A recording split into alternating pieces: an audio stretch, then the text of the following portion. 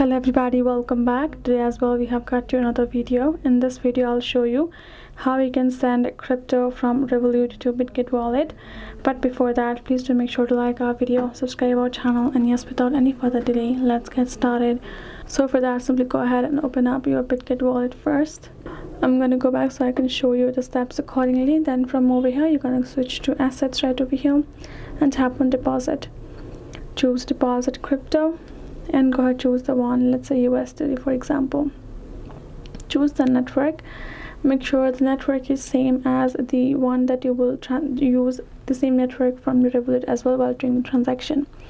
Now copy the address. So for this particular service to enable in Bitget, you need to verify yourself. Go ahead, go through the verification process, and once you have done that, you're going to go back and open up your Revolut app. Once you open up your Revolut app, go ahead, go to the withdrawal or transfer section, and then go ahead, add in the USDT over there as well, because it has to be the same currency, and use the same network for the transfer, and then go ahead, enter the amount, paste the particular address over there, and review the information and confirm the transaction. That's how you will be able to do so. So I hope this video helped. Thank you so much for watching. I'll see you guys in our next video.